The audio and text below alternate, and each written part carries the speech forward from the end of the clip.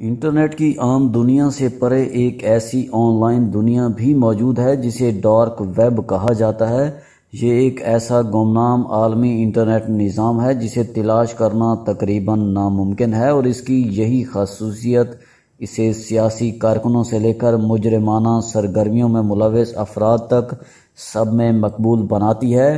Dark web دراصل دنیا بھر میں موجود ایسے کمپیوٹر صارفین کا نیٹ ورک ہے جن کا ماننا ہے کہ انٹرنیٹ کو کسی قانون کا پابند نہیں ہونا چاہیے، اور نہ ہی اس پر قانون نافذ کرنے والے اداروں کو نظر رکھنی چاہیے۔ امریکی طالب علم ڈیوڈ، اصل نام نہیں، بھی ایک ایسے ہی فرد ہیں جو اس ڈارک ویب کے صارف ہیں۔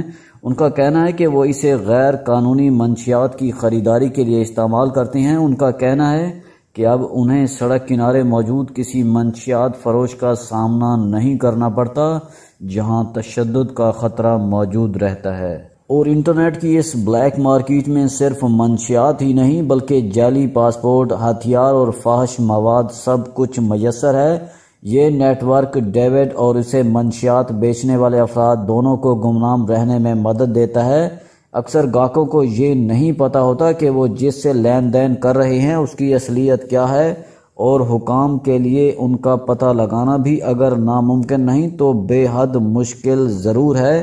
اس نیٹ ورک کے ایک صارف کا کہنا ہے کہ میں عام لین دین کے مقابلے میں آن لائن لین دین کو زیادہ محفوظ سمجھتا ہوں۔ میں پہلے کھلے عام منشیات فروشی کرتا تھا، لیکن اب کسی بھی ایسے کام کے لیے ڈارک ویب استعمال کرتا ہوں۔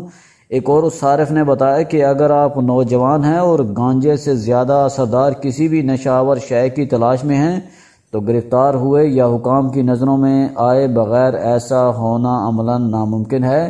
کسی صارف کی ڈارک ویب تک رسائی کا دار و مدار اس کے پاس موجود peer to peer file sharing technology کے سافٹ ویئرز پر ہوتا ہے۔ یہ سافٹ ویئر صارفین اور ڈارک ویب کی ویب سائٹس کی لوکیشن کو بدلنے کے کام آتے ہیں۔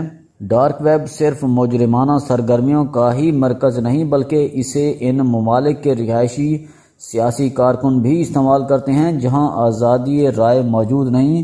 کہا جاتا ہے کہ عرب ممالک میں گزشتہ برس اٹھنے والی انقلاب کی لہر کے منتظمین نے بھی اس نیٹ ورک سے مدد لی تھی۔ اس ڈارک ویب کو خفیہ بنانے میں ایک اہم چیز بٹ کوائنز کا استعمال ہے۔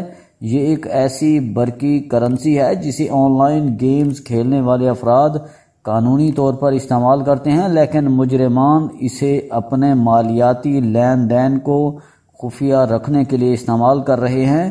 سوال یہ ہے کہ بحر اوقیانوس کے دونوں جانب کی پولیس ڈارک ویب کی مدد سے جاری مجرمانہ سرگرمیوں پر قابو پانے کے لیے کیا کر رہی ہے۔